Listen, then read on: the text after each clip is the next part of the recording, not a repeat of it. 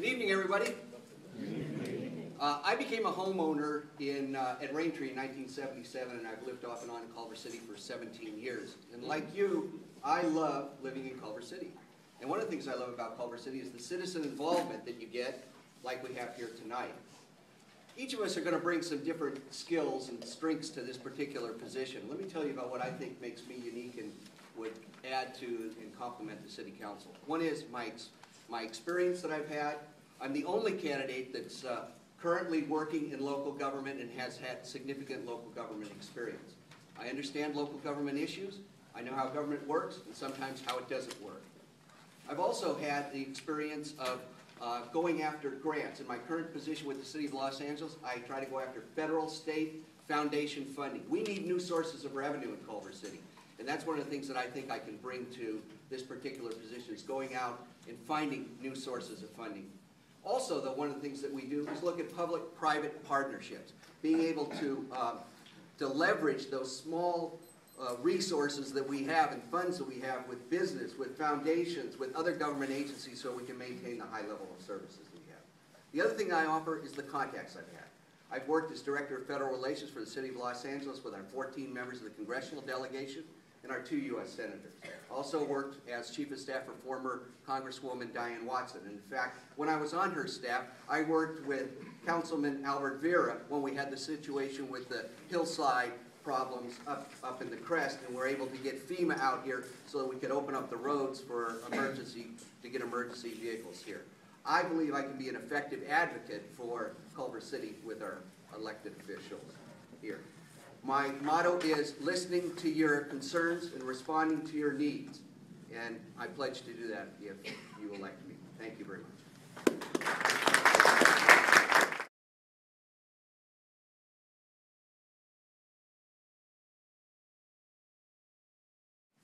Our whole country is going through a demographic change because the baby boomers are aging and retiring. We've had an unparalleled economic expansion after World War II that allowed our country to be the greatest economy and our currency to be the world's reserve currency. That paradigm has shifted. We are no longer going to be able to borrow our 40 cents out of every dollar we spend as a nation, nor is Culver City going to be able to continue borrowing its way, although I believe Culver City has been more prudent than the United States government. Be that as it may, restructuring has been going on in Culver City in terms of pensions, benefits, etc.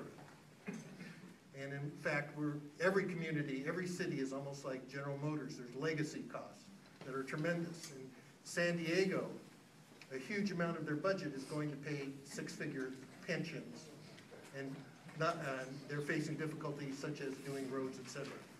Do you think Culver City has done enough, or is there more pain to be felt in restructuring? There's a saying that when the federal government runs out of money, they just print more money. When the state runs out of money, they steal it from local government, and when local government runs out of money, they cut services and lay off people.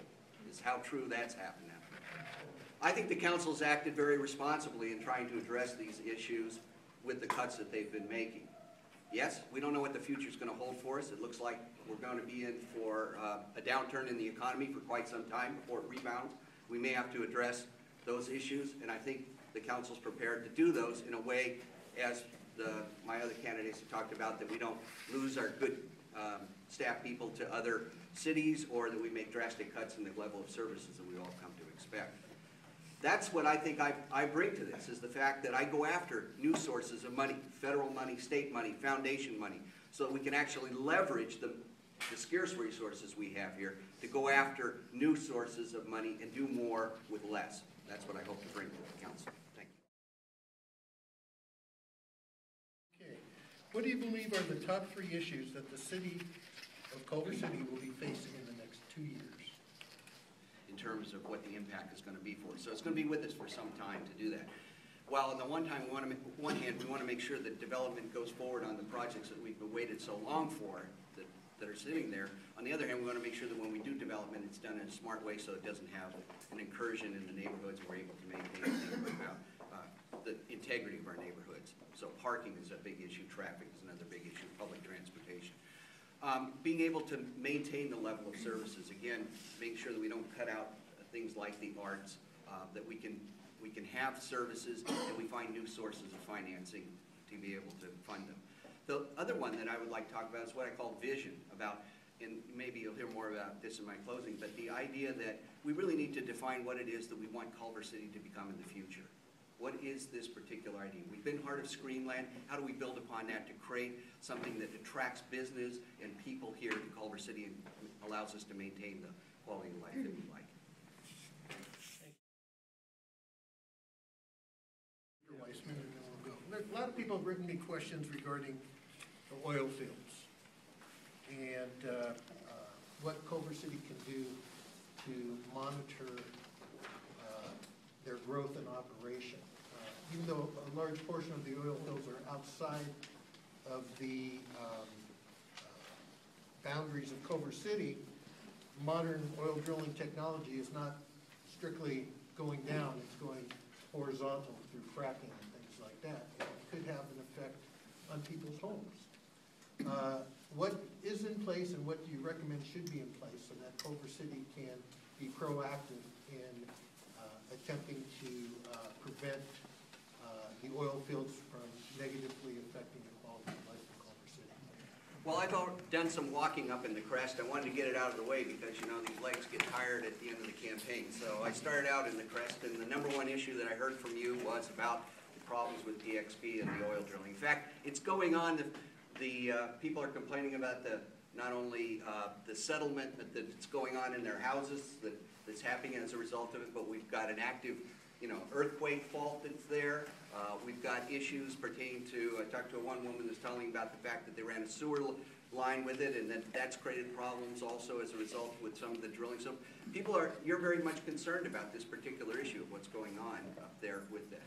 So active enforcement of the settlement is important, and I will tell you that I will be, if I will fight for trying to get the position to represent the city. Maybe Andy's the best person to do that, but I will want to be one of those people that go to these meetings with the CAP and to make sure that our views are known. The other thing is the county is a major player in this as well too.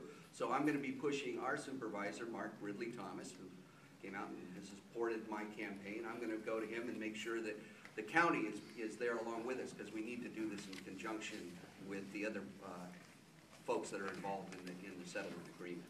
Thank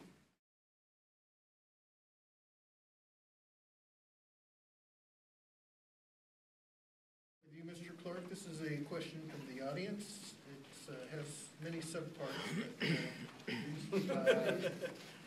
It talks about that there's contemplated golden handshake to 50 city positions. What are your plans or ideas to ensure good customer service to Culver City residents when the city manager is projecting layoffs? How do you suggest making the workforce more equitable? Management appears to be top-heavy, and classified employees are often working outside of their job description classification. You want to take this one? How come I get the six-part question? Yeah, could you please repeat the question? That'll use up a minute. Yeah. I'm going to sort of summarize some of this stuff, which is I believe that laying off employees is the last resort of what we need to do. Now, does that mean that we don't look for better efficiencies to make sure that people are working in their class, to make sure that we're not doing going overboard with particular benefit packages and everything that we do? But like it's been said here, folks, this is not, you know, it's easy for a politician to run and say, oh, I'm going to go and I'm going to cut waste, fraud, and abuse. And there is not waste, fraud, and abuse that's really going on in Culver City here. We've got great services, first of all. We've got a first-class fire department. We've got a first-class police department, and people have great expectations about that. And it was said, 80% of our budget goes to personnel costs, with 60% of that to public safety. So is that what we really want to do? I think it's important to try to find ways, again, that we try to bring extra revenues into this city. I think there are things we can do, and when I get the opportunity in my summation, because I think we get 2 minutes, I'll share some of those ideas about what I'd like to do. But I recognize this is going to be a tough time, and there may be, there's going to be tough decisions that council members are going to have to make. But on the other hand, let's try to see what we can do to make the pie, as George Bush used to say, make the pie higher.